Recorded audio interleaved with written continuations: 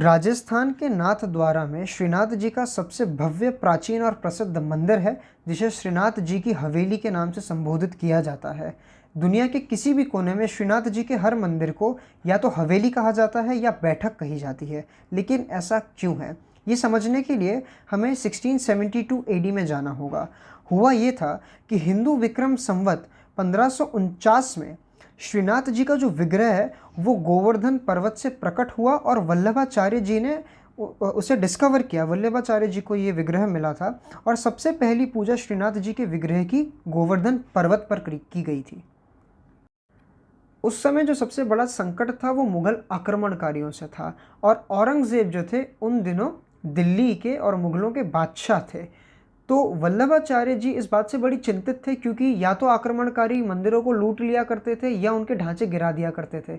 तो श्रीनाथ जी की इस विग्रह को सुरक्षित रखने के लिए, मुगल आक्रमणकारियों से सुरक्षित रखने के लिए, बचाने के लिए वल्लभाचार्य जी एक रथ में श्रीनाथ जी के इस विग्रह को मेवाड़ लेकर आ गए, राजस्थान के मेवाड़ में लेकर आ गए और वहाँ के राणा के महल में श्रीनाथ जी के विग्रह को स्थापित किया गया, उनकी हवेली में स्थापित किया गया।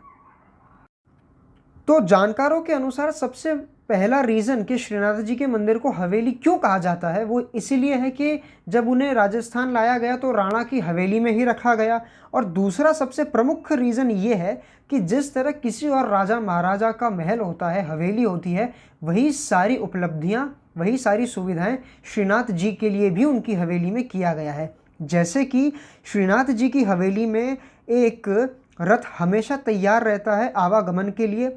श्रीनाथ जी की हवेली में दूध रखने के लिए एक स्टोर रूम है, पान रखने के लिए एक स्टोर रूम है, मिठाई और शक्कर रखने के लिए एक स्टोर रूम है, पुष्प आदि रखने के लिए स्टोर रूम है, एक पूरा फंक्शनल किचन है जिसे रसोई घर कहा जाता है, ज्वेलरी चेम्बर है जिसे गहना घर कहा जाता है, एक ट्रेजरी है जिसे खर्चा भंडार कहा जाता है, स्टेबल फॉर हॉर्सेस है जिसे हम अश्वशाला कहते हैं, बैठक है जिसे हम ड्राइंग रूम कहते हैं, और सोने और चांदी की चक्की है। ये सारी चीज़ें जिस तरह किसी एक राजा महाराजा के घर में, महल में होती हैं, वे सारी उपलब्धियां श्री जी के, श्रीनाथ जी के घर में भी मिल जाती हैं। इसीलिए ये दूसरा रीज़न है कि क्यों उनके मंदिर को एक हवेली कहा जाता है, क्योंकि उनके मंदिर एक प्रॉपर हवेली की तरह ही ऑपरेशनल है।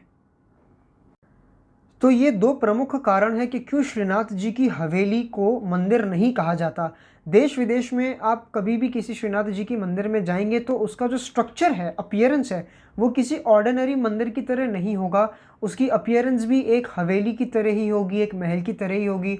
आपको झरोखे देखने मिलेंगे और ये जो सारी सुविधाएं हैं, जो स्टोर रूम्स हैं, जो रसोई घर है, ये भी आपको लगभग हर हवेली में देखने मिल जाएगा।